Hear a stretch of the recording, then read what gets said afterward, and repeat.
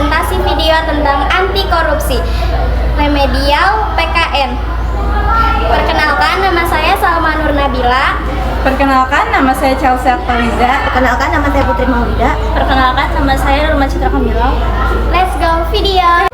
Jadi nomor 1 soalnya pengertian anti korupsi.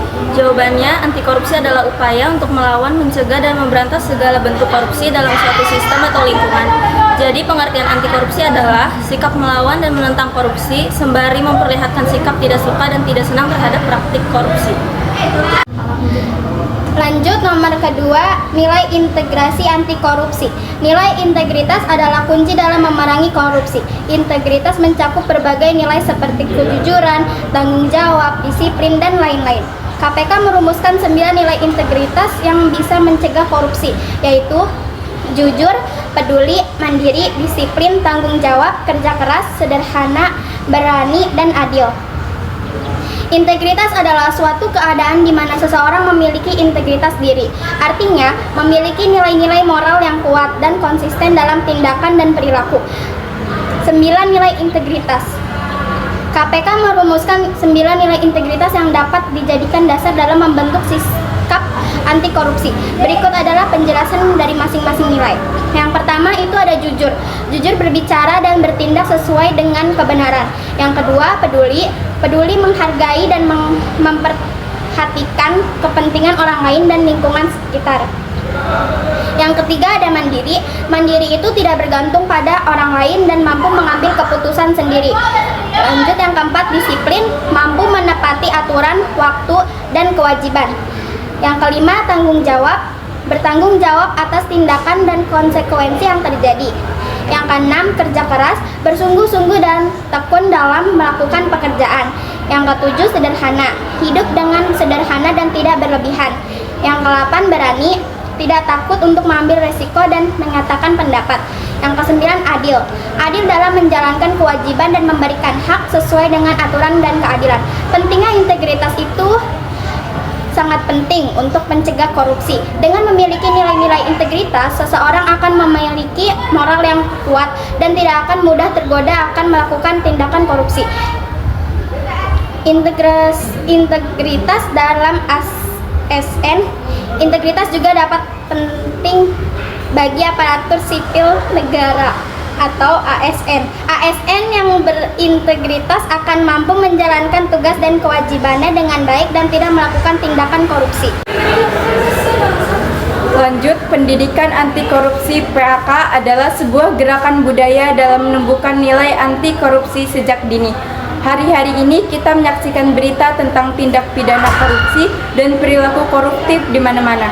Terjadi di hampir semua daerah di tanah air, di semua level dan di semua segi kehidupan dengan beragam jenis, modus, dan kompleksitas. Perilaku koruptif telah merasuki semua elemen bangsa. Padahal kita semua tahu bahwa korupsi adalah perilaku yang tidak bermoral, sebuah ironi.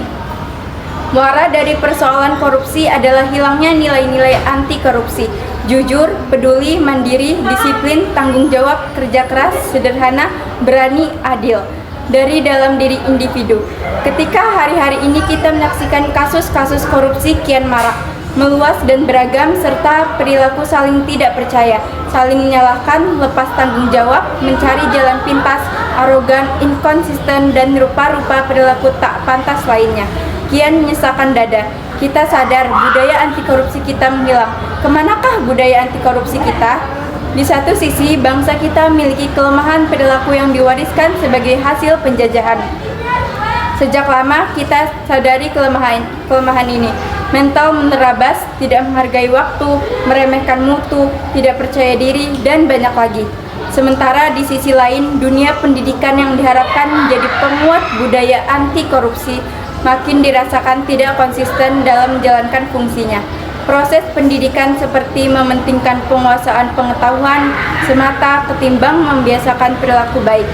Sekalipun sekolah mengimplementasikan berbagai kegiatan sejenis, akan tetapi hal tersebut dilaksanakan seolah terpisah dari proses pembelajaran yang utuh. Oleh karena itu, inilah saatnya untuk mengembalikan sekolah sebagai lokomotif penguatan budaya anti korupsi untuk jangka panjang.